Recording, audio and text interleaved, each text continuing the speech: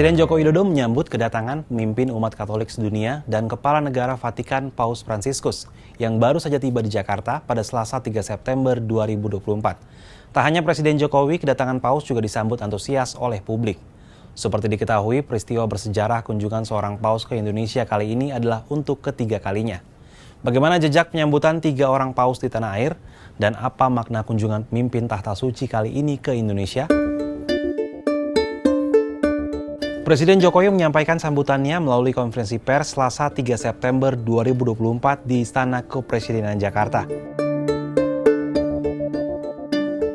Indonesia dan Vatikan memiliki komitmen yang sama, memupuk perdamaian dan persaudaraan, serta menjamin kesejahteraan bagi umat manusia.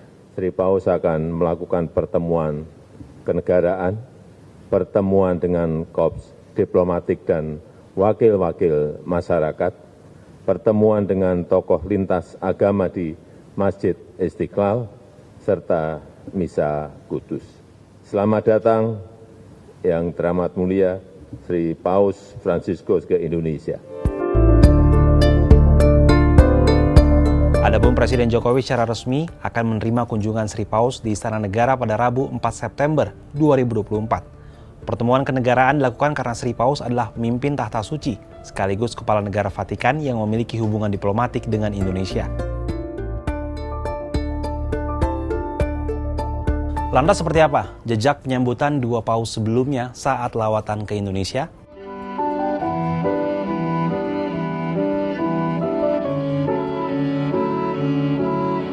Pemimpin Gereja Katolik Dunia pertama yang menginjakan kaki di Indonesia adalah Paus Paulus VI di tahun 1970. Saat itu Presiden Soeharto masih memimpin. Meski begitu, kedatangan Paus Paulus VI kala itu bukan kunjungan resmi kenegaraan, melainkan kunjungan singkat. Kedatangan Paus Paulus VI juga menjadi penanda menguatnya hubungan diplomatik RI dengan tahta suci Vatikan.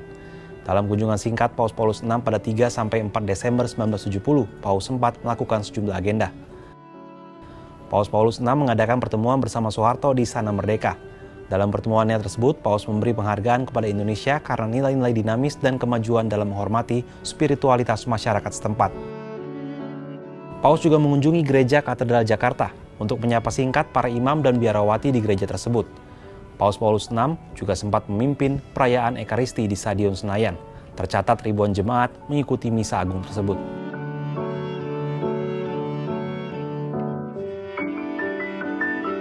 Adapun Paus kedua yang mengunjungi Indonesia adalah Paus Yohanes Paulus II pada 1989.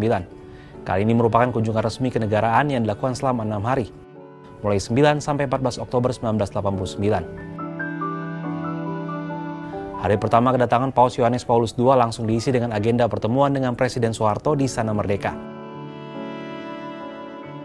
Di hari yang sama, Paus Yohanes Paulus II melakukan Misa Kudus di Stadion Utama Senayan. Stadion Utama Senayan kala itu dipadati sekitar 125.000 umat yang berjejal mengikuti misa. Jemaat datang dari seluruh penjuru Indonesia.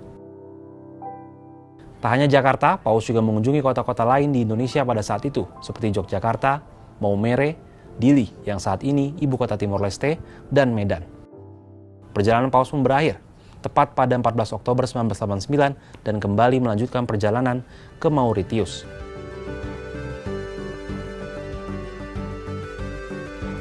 Sebaliknya, kunjungan kenegaraan pertama Kepala Negara Indonesia ke Vatikan terjadi pada Juni 1956 di masa Paus Pius XII. Soekarno menjadi Presiden RI yang paling sering mengunjungi Vatikan karena sebelum lengser, dirinya sempat 2 kali lagi melakukan lawatan kenegaraan ke Vatikan pada Oktober 1964 di masa Paus Paulus VI dan Mei 1959 di masa Paus Yohanes XIII. Adapun Presiden Soeharto mengunjungi Vatikan pada November 1972 saat masa Paus Yohanes Paulus II. Setelah itu, tak ada lagi kunjungan kenegaraan oleh Presiden RI ke Vatikan selama 28 tahun.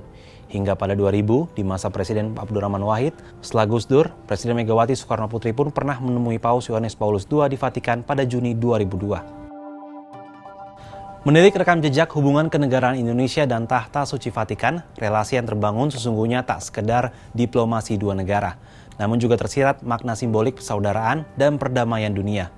Vatikan sebagai simbol tertinggi umat Katolik dunia, sedangkan Indonesia salah satu negara dengan populasi umat Islam terbanyak di dunia. Jiwa persatuan dan kerukunan bangsa dalam semangat Pancasila menjadi titik temu kesamaan visi Indonesia dan Vatikan dalam membangun nilai universalitas perdamaian dunia.